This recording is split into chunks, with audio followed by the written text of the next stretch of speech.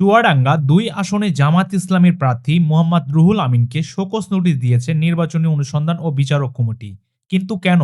চলুন এই বিষয় নিয়ে এই ভিডিওতে আলোচনা করব, তাই ভিডিওটি শুরু থেকে শেষ পর্যন্ত দেখতে থাকুন এবং চ্যানেলটি সাবস্ক্রাইব করে আমাদের সঙ্গেই থাকুন।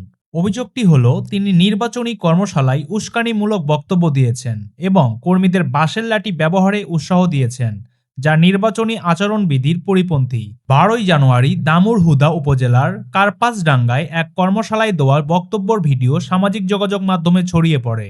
এরপর বিএনপির প্রার্থীর পক্ষ থেকে জেলা প্রশাসকের কাছে লিখিত অভিযোগ করা হয়।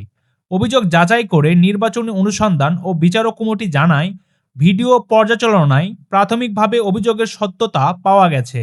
নোটিশে বলা হয়েছে এমন বক্তব্য জনমনে ভয়ভীতি সৃষ্টি করতে পারে, সহিংসতার ঝুঁকি বাড়ায় এবং সুষ্ঠু নির্বাচনী পরিবেশ নষ্ট করে। এই কারণে রাজনৈতিক দল ও প্রার্থীর আচরণ বিধিমালা ২০২৫-এর ১৫ এবং ১৬ নম্বর বিধি লঙ্ঘনের অভিযোগ আনা হয়েছে।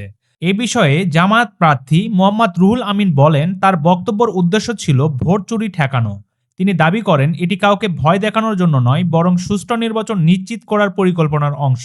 সম্মানিত ভিউয়ার্স, ভিডিওটি শেষ করছি, তবে এখন দেখার বিষয় ১৯শে জানুয়ারি বিচারিক কমিটিতে দেওয়া ব্যাখ্যা কতটা গ্রহণযোগ্য হয় এবং নির্বাচন কমিশন পরবর্তী কী সিদ্ধান্ত নেয়।